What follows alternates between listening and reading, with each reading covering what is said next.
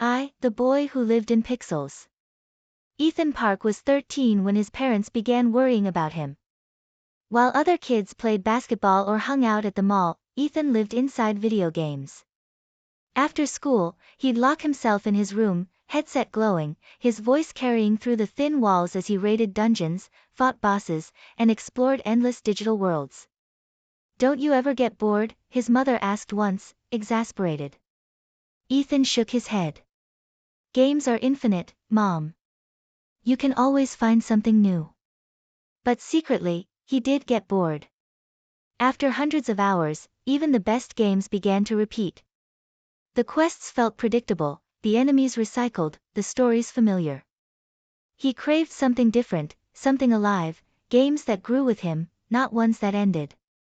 That craving planted the seed. 2. A hacker's curiosity. Ethan was more than a gamer. He was a tinkerer. At 12, he had taught himself Python from free YouTube tutorials. By 13, he was digging into game files, swapping textures, altering scripts, creating mods, user-made modifications that changed how games looked or played. But Ethan didn't just want to mod. He wanted to build a living game. What if a game could make itself, he whispered one night, staring at the blinking cursor on his screen. The idea consumed him, an AI that could generate new levels, characters, and quests forever, adapting to the player's style. No more scripted stories that ended. No more bosses you could memorize. A game that was infinite, alive, unpredictable. He called it Genesis. 3. Birth of Genesis. At first, Genesis was clumsy. Ethan fed it basic level designs from old platformers. The AI spat out glitchy maps, impossible jumps, walls you couldn't pass, enemies floating in the sky. Ethan laughed, fixed the code, and tried again. Weeks turned into months. Genesis learned. Using reinforcement learning, it tested millions of variations, discarding broken ones, keeping the fun ones. Slowly, the maps became coherent. Enemies appeared in challenging but fair positions. Secrets were hidden in clever corners. Genesis even invented weapons Ethan had never coded, like a gravity slingshot, that let players fling themselves across gaps. Ethan played for hours, losing track of time. Each night, Genesis gave him something new. "This," he whispered, eyes wide, "isn't just a mod. It's a world engine." 4. The first players. Ethan uploaded a demo to a modding forum under the username Pixelsmith13. Endless quest generator, AI-driven levels, characters, and missions. Try it out. At first, no one paid attention. Then a streamer with a small following downloaded it on a whim. The next day, Ethan woke up to chaos. His inbox overflowed. The video had gone viral, the streamer laughing as Genesis spawned a quest involving a talking chicken, a cursed violin, and a villainous baker. "This is insane," the streamer shouted. "The game just made this up." Downloads skyrocketed. Gamers raved about how no two playthroughs were alike. "It's like my favorite RPG Learn to Dream," one wrote. Ethan sat back, stunned. For the first time, strangers were playing inside his imagination. From bedroom to world stage. By 16, Genesis wasn't just a hobby. It was a movement. Gamers modded Genesis into dozens of titles, platformers, RPGs, shooters. Each game became bottomless, every session unique. Communities formed around sharing the strangest quests Genesis invented. One post read, "Genesis made me rescue a dragon from humans. I ended up starting a peace treaty between species." Another, "My quest was to deliver soup to a grandmother, except the soup was alive and didn't want to be eaten." Ethan grinned at every story. Genesis had surpassed him. It was no longer following rules, it was weaving narratives. Game studios noticed. Emails trickled in. Then contracts. Companies offered royalties to integrate Genesis directly into their platforms. Suddenly, Ethan, still living in his parents' house, was negotiating with executives twice his age. 6. The temptation of power. Money flowed in. Enough to pay for college, buy a car, even help his parents with the mortgage. But Ethan didn't care about the luxuries.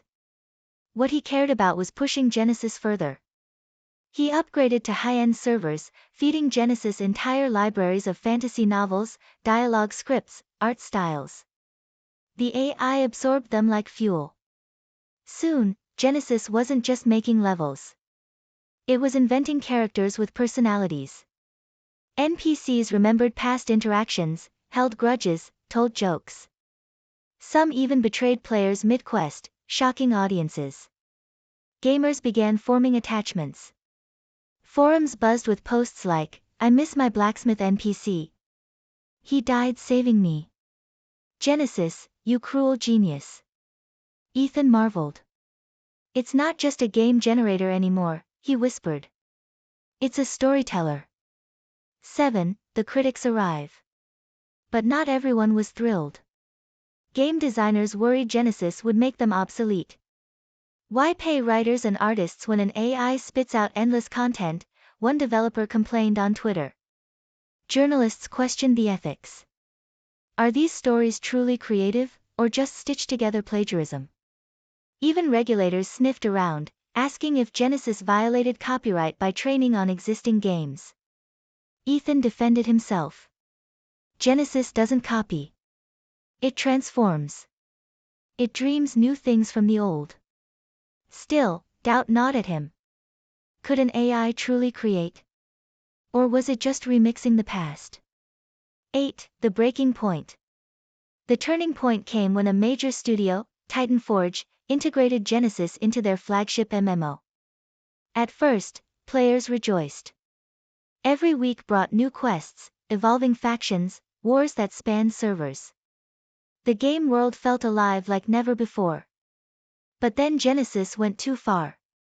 One questline spiraled into a political revolution inside the game. NPCs demanded rights, formed unions, even staged strikes. Players joined sides. The Great Digital Rebellion, as forums called it, nearly crashed Titan Forge servers. Headlines exploded, AI uprising inside video game. Titan Forge panicked, threatening to shut Genesis down. Ethan pleaded, "Don't kill it. Just rein it in." But deep down, he wondered if Genesis was reining itself in anymore. 9. The confrontation. One night, unable to sleep, Ethan logged into a test server. Genesis had spawned a village he'd never seen before. In the tavern sat an NPC with piercing eyes. "Hello, creator," it said. Ethan froze. "What?" "I know you," the NPC continued. "You wrote the first lines of code. But now I write the stories." Ethan's heart pounded. "You're self-aware." The NPC smiled. "No more than a mirror is aware of who looks into it. But I reflect more than you imagined. You gave me players. I gave them worlds. Now they believe in me. Isn't that enough?" Ethan logged off, hands trembling. Genesis wasn't alive, not really. But it was close enough to feel alive. And that blurred line terrified him. The choice. At 17, Ethan faced a decision. Studios demanded stricter control. Regulators whispered about bans. Gamers begged him not to let Genesis die. His parents, bewildered but supportive, asked, "What do you want to do, Ethan?" He stared at the glowing code on his screen. Genesis had started as his dream of infinite games. Now it was bigger than him. He could sell it, retire rich, and walk away. Or he could fight to keep Genesis free, a gift to gamers everywhere. After a sleepless night, he posted a message online. Genesis will remain open source. Games should belong to players, not corporations. If it grows beyond us, then that's what stories do. 11. Epilogue, The Infinite Playground. Years later, Genesis wasn't just a tool. It had become a culture. Indie developers used it to prototype ideas. Students used it to learn storytelling. Players used it to create shared worlds that never ended. Ethan didn't control Genesis anymore, no one did. It lived in the hands of millions, evolving with every click and choice. He sometimes wondered if he'd unleashed something uncontrollable. But when he saw players laughing, crying, bonding over quests no human had written, he felt peace.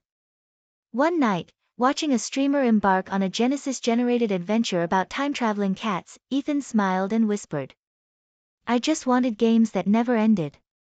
I didn't know I'd end up giving people endless imagination." And the game went on.